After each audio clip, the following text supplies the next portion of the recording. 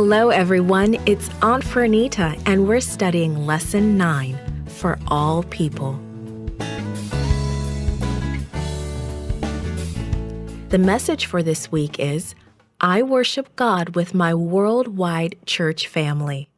The memory verse is from Revelation chapter 15, verse 4. All nations will come and worship before you. Have you ever had a special guest come to your church? Was that person a well-known preacher or singer? The Israelites invited an extra special guest to their new church, God. He even promised to live in their temple. Solomon's eyes sparkled. It was finished.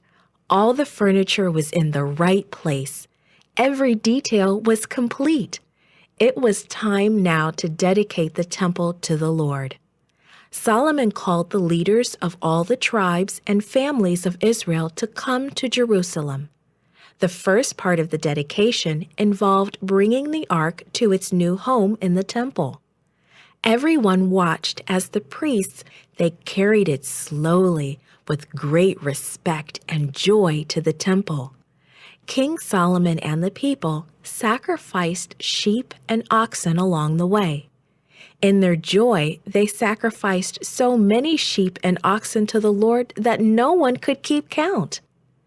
The priests carried the ark containing the law of God into the most holy place of the temple. They set it carefully beneath the wings of the two great carved golden-covered angels. Then all the Levites, who were musicians, stood near the altar playing their instruments, cymbals and harps and lyres. The musicians sang and played loudly and powerfully together. They praised and thanked the Lord. He is so good, they sang. His faithful love endures forever. At that moment, the most amazing thing happened. A great cloud filled the temple.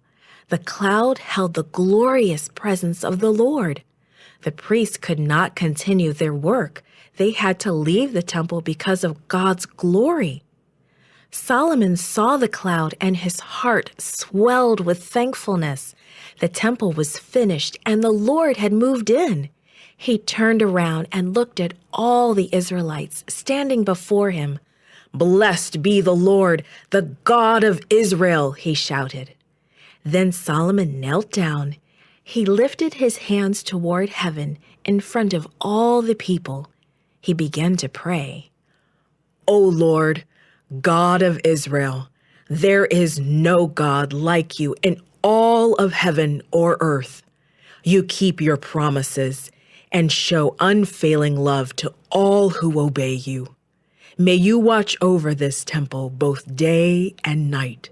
May you always hear the prayers I make towards this place.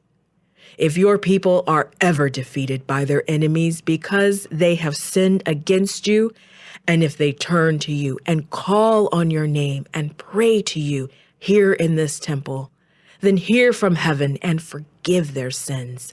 Forgive your people who have sinned against you, for they are your people, your special possession, whom you brought out of Egypt. When Solomon finished praying, he stood up and shouted a blessing over all the people of Israel. May the Lord our God be with us, as he was with our ancestors. May he give us the desire to obey his commands. May people all over the earth know that the Lord is God.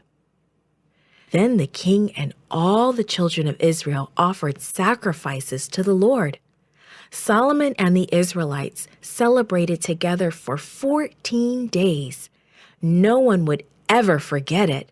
They would tell it over and over again. Finally, someone would write down the story so people could read it forever.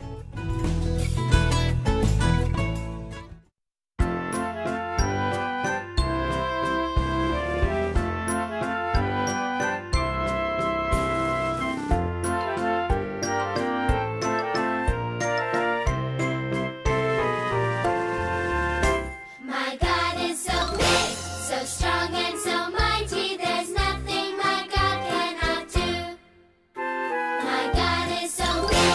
so strong and so mighty, there's nothing my God cannot do.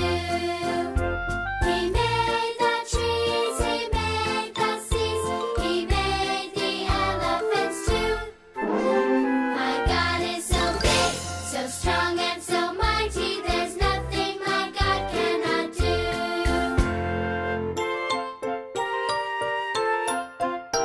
My God is so great, so strong and so mighty, there's nothing my God cannot do.